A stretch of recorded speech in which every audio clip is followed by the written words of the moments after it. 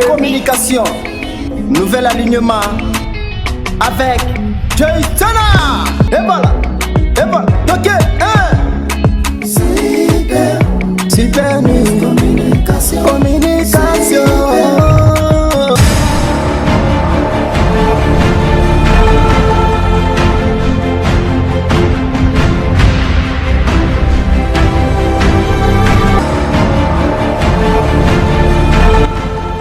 Mbote pe poko ela mona balandi nyonso ya magazine Super Nuit Communication ya poko ya lelo oyo ngai Arnold Kisambu na tondisami nesengwa ko présenter bino grande édition ya poko ya lelo na tombeli bino banso bolandi bolamu.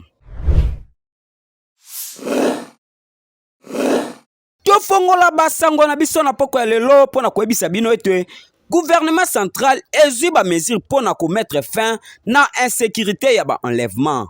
Bozwa ba détail na élément ya Super Nuit Communication. Exécutif national bazo compter ko étendre bouclage na ba quartier mosusu ya capitale congolaise pe ko identifier ba chauffeur ya taxi na ko obliger bango ko tia ba photo na bango na mituka.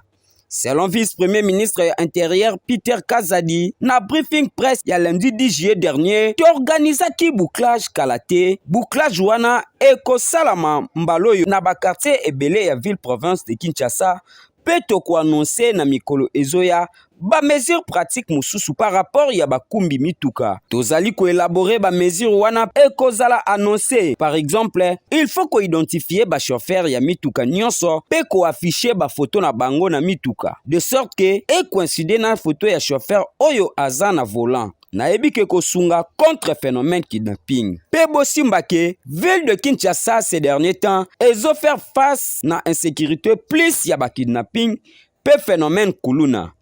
Journée ezosilate sans que cas enlèvement ezala signalé na ville. Na yango ba service ya sécurité ba mener opération kalate pe bakangi bande mobimba ya ba kidnapper oyo bazalaki jugé en flagrance pe ba condamné bango na peine de mort. Walande ezalaki maloba ya vice-premier ministre ya intérieur Peter Kazadi. Merci beaucoup, Excellence. Bonsoir les amis de la presse. Je suis heureux de participer dans cette émission aujourd'hui. Je vais me prêter à quelques-unes de vos questions. Mais comme l'a dit Monsieur le ministre de la Communication, on parle des problèmes sécuritaires dans la ville de Kinshasa. Ça part du vrai à l'imaginaire. Ce qui est vrai qu'il y a une certaine forme d'insécurité, communément appelée Kuluna. Il s'agit de jeunes gens qui s'organisent en bande, qui s'attaquent d'abord entre gangs, mais aussi s'attaquent à des paisibles citoyens qui vont à leurs occupations. Ce phénomène, nous l'avons trouvé, ça date de longtemps. Lorsque j'ai été nommé, une mission m'a été conférée, celle de lutter contre l'insécurité et restaurer l'autorité de l'État. C'est comme ça que toutes mes actions sont focalisées sur cet objectif. J'ai pensé qu'il fallait changer de méthode. Il fallait d'abord motiver la police qui, à un moment donné, s'est montrée impuissante face à ces phénomènes. Il fallait donner de l'impulsion, moi en tant que responsable numéro 1 du secteur de la sécurité dans notre pays. J'ai noué une relation de proximité avec les dirigeants de la police. Il faut les écouter leurs problèmes pour essayer d'apporter des solutions. Et c'est sur base de cette confiance que nous sommes en train d'évoluer et les résultats sont visibles et palpables. On a arrêté, comme l'a annoncé M. le ministre de la Communication, un bon nombre de ces Kuluna. Il y a aussi une nouvelle forme de criminalité qui a vu jour. C'est ce qu'on appelle les kidnappeurs. Ces gens qui prennent les autres en otage, les dépouillent de leurs biens, les séquestrent parfois et même parfois leur cause des dommages corporels. Et la police, motivée aujourd'hui, est en train de faire ce travail. Je ne saurais pas rentrer dans les détails pour expliquer comment nous procédons, pour des raisons de stratégie.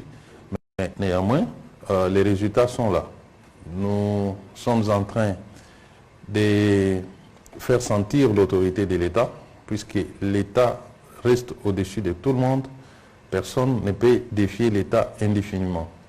Nous continuons ce travail et je pense que d'ici là, puisque nous allons intensifier des actions, nous avons d'abord ciblé Kinshasa comme la ville test pour voir l'efficacité des méthodes que nous sommes en train d'appliquer. Et après quelques jours, nous allons étendre dans nos provinces, partout où il y a l'insécurité, afin que nous puissions juguler cette situation qui nous frappe tous, puisque l'insécurité peut frapper tout le monde. Il y a aussi une autre forme d'insécurité, c'est celle qu'entretient les groupes d'Imobondo. J'espère que vous en connaissez un peu plus. Tout est parti d'un conflit de terres à Kwamut, où les Yaka et les Teke originaires se sont disputés des terres. Et ce phénomène s'est étendu dans d'autres provinces, notamment Kwango, Kwilu, Kinshasa. Aujourd'hui, on parle de ces individus qui s'éparpillent même jusque dans les Congo central. Le gouvernement n'a pas croisé les bras. Avec la police et l'armée, des actions ont été entreprises. Nous avons maîtrisé la situation à Kwamut. Aujourd'hui, Kwamut vit dans la paix. C'est quelques groupes de gens, ils se sont retranchés dans la profondeur. Nous sommes en train de nous organiser pour les traquer là où ils sont. J'espère bien que dans les jours qui viennent, nous allons éradiquer le phénomène Mobondo, puisque le gouvernement est plus que déterminé à mettre fin à cette insécurité pour que nos populations puissent vivre dans la paix. Tokosenga kaka na ministre Peter Kazadi ko multiplier ba stratégie surtout phénomène kuluna et zangisi ba kinwa kimia ba komi ko vivre lokola ba étranger mais na mboka na bango moko dossier oyo vraiment eza malamu te. Précision.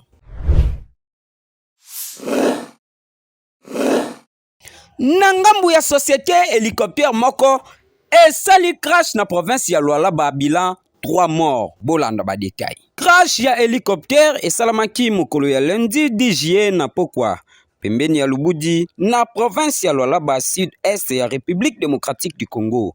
3 personnes bazalaki na kati bazwaki likama ya liwa. Français moko, polonais pe sud-africain. Bosimba ke hélicoptère wana eza entreprise Boss Mining. Oyo ba exploitaka cuivre na parti wana ya pays.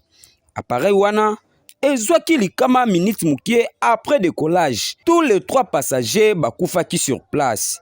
Ya konote eza que selon ba information français nde azalaki pilote responsable ya sécurité polonais pe administrateur moko sud-africaine. Bakor ya ba victime ba memaki yango na Lubumbashi pe ba autorité ya Lualaba ba fongoli déjà ba enquête pona koyeba cause ya incendie yango. Biso tozosenga kaka na ba autorité compétente basala ba enquête pona koyeba nini ekoze crash oyo. Tika milimo ya bandeko na biso epema na kimia. Mokolo ya le 9 juillet son éminence Papa Simon Kimbangu Kiangani azanga kite kolendisa bandimi na ye na compte ya fête ya le 8 juillet. Bozwa ba détail na elema ya Justin Tsona.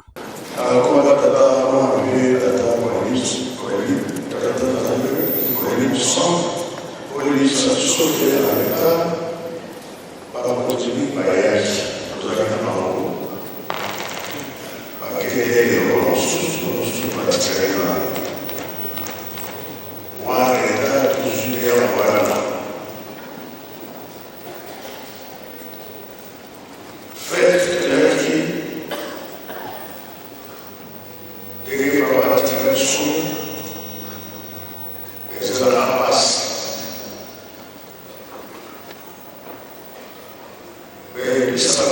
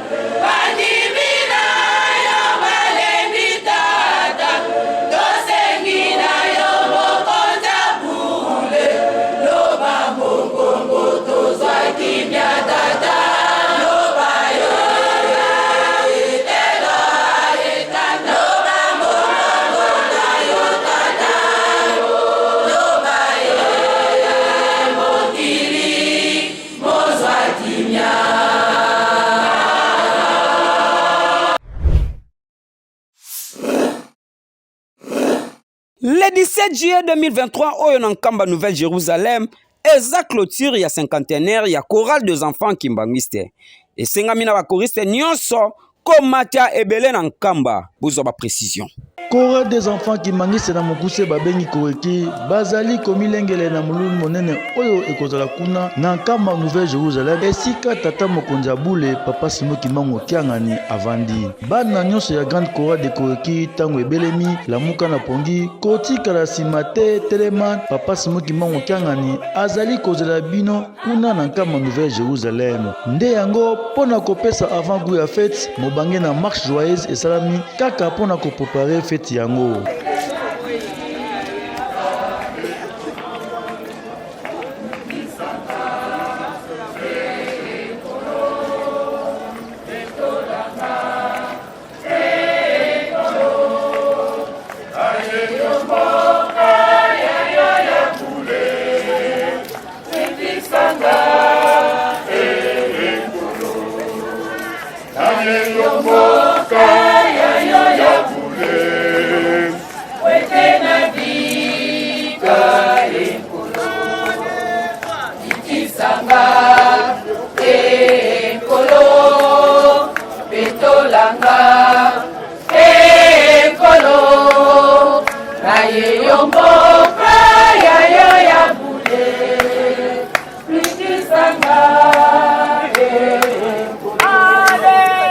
Ebongo na likambo etali animation pona bana koreki wana kutu koloba te po bango nde bakolo na yango boyoka bino moko.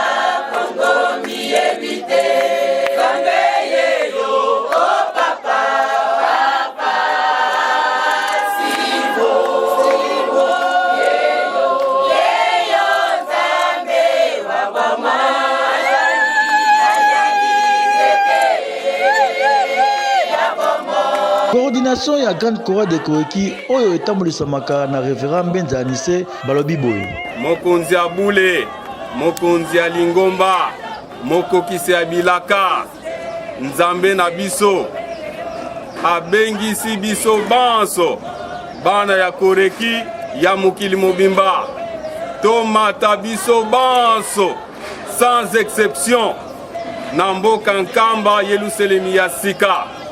Ye alobi ete azali kozela biso to yindisa to tondisa Nkamba kwete tokende kosakola sango malamu ya nkolo Yesu ya tata Molimo Santo papa Simon Kimbangu le 17 juillet oyo tozali kokende ko clôturer 50aire ya retraite spirituelle pe ya koreki yango wana moko azanga te.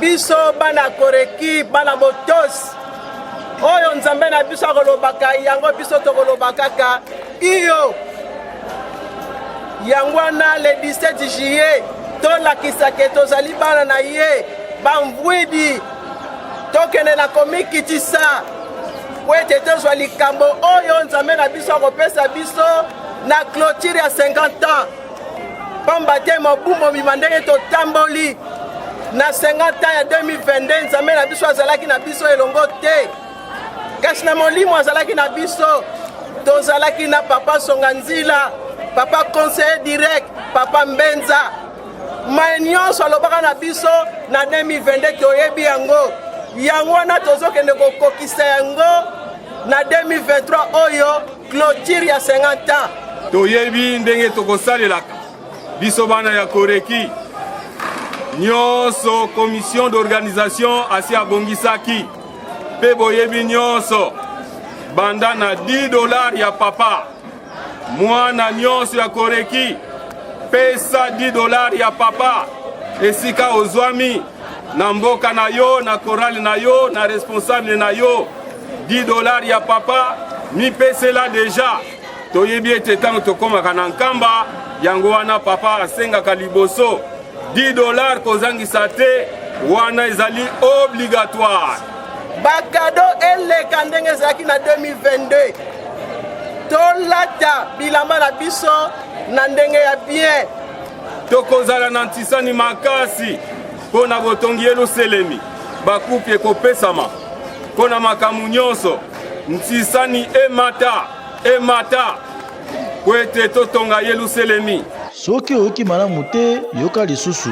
Le 17 juillet 2022 ezalaki ouverture ya bafestivité ya cinquantenaire ya retraite spirituelle mpe ya koreki et 17 juillet 2023 ezali fermeture ya bafestivité na biso na yango fete bakobongisaka yango bikateli nyonso ndenge tokatelaki tokakola te malamu kutu tobakisa mpo na fete ekoka kozala susu malamu koleka tosepelisa papa na nini na bikateli mpo na ogamato na nini na bakado ndenge tokopesaka yango bakado ya tu oyo tokataki na ouverture surprise ezalaki tobimisaki biloko bato basatardaki nango te ya tour oyo lisusu na fermeture makambo ezali na yango soki to respecte yango nzambe na biso molimo santu akosepela makasi totosa botosi eleki mbeka ata kopasi ezali tata molimo santu yende mutakopesaka biso mabondeli makasi po ete tokoka kolonga na mokumba monene oyo epesameli biso.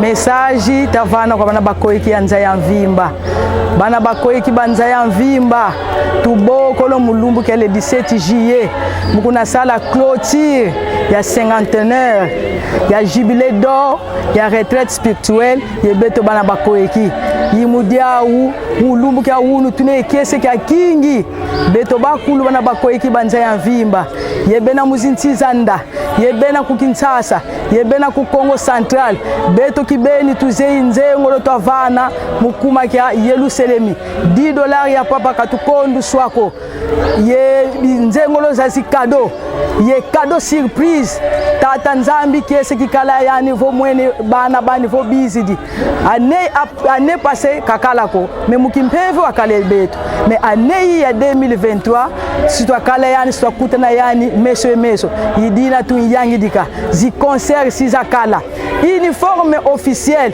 tutomeni dozaya beto bakulu uniforme officiel tu voatanga mu 3 jours ya fête ya bana bakoeki niko na samanjwa mi batoto bakatanga o katanga Kolwezi Likasi Kalemi Mobote ini clôture ya cinquantenaire tupande shibote kunkamba papero na tuchupa shibote clôture ifale tufurahishe Mungu wetu Mungu atusaidie tukwe na makado matuloma makado si iko tutapeleka iko ya mingi na makado surprise tutakapola ile tukabwa Mungu wetu $10 ya papa mushisabu hapana batoto mushisabu $10 ba papa kato nifika kunkamba papa tulombaka $10 yangu kuwapi kintu kia kwa tutaprepare ni $10 ya papa il fallait mutoto takoreki a préparer $10 ndio tukabwe Mungu wetu à part ile makadelo bala tulomo makoro il faut tupeleke batoto bakatanga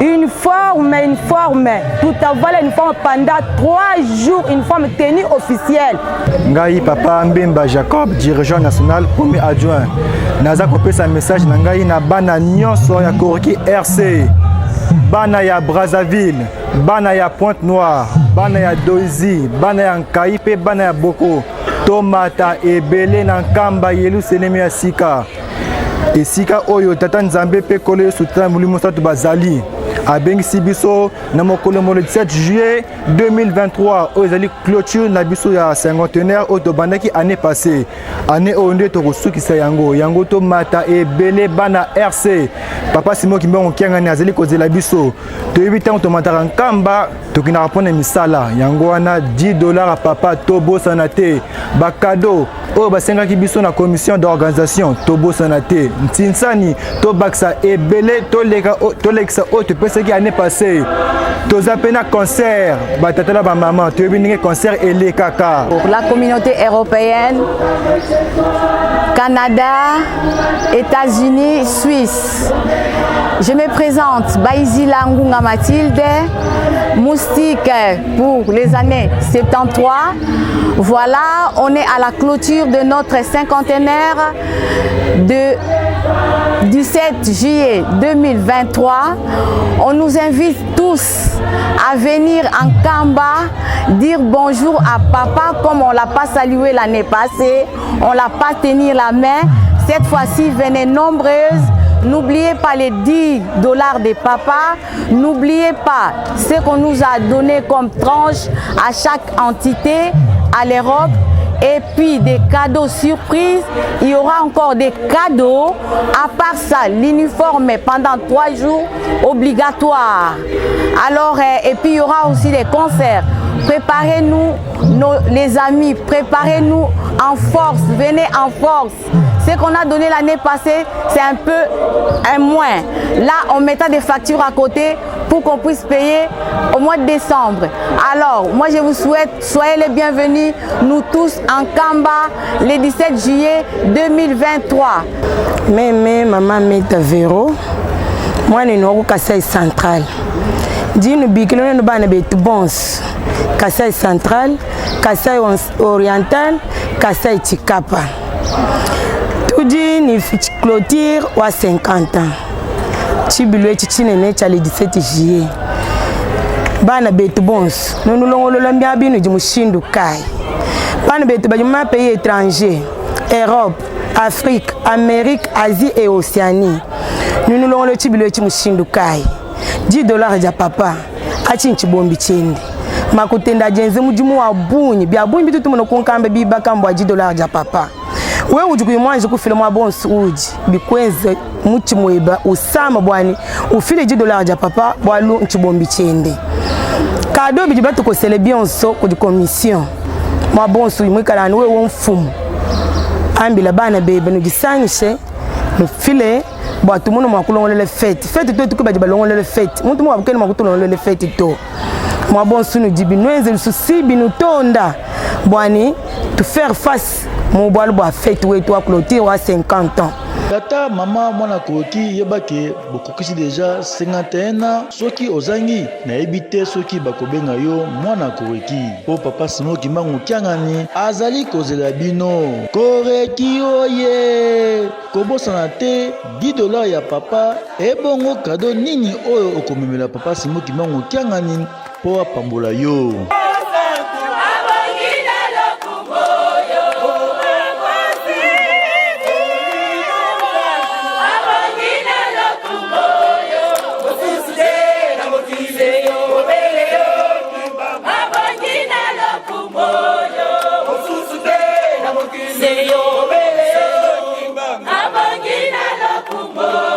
Bakomino, basectionnaire, boye bake tintani ya kafu ezali kuna bomilengele makasi. Koreki oye!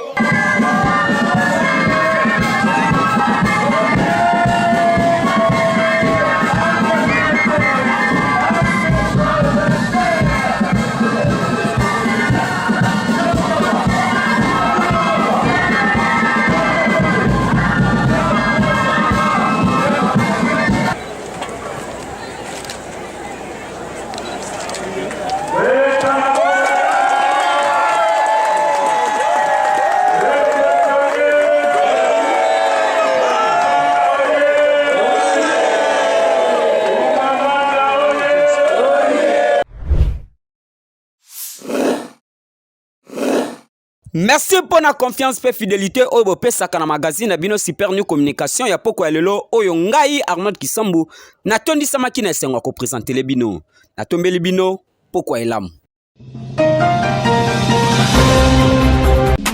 Super News Communication, nouvel alignement avec Jason. Et voilà, ok, Super News Communication.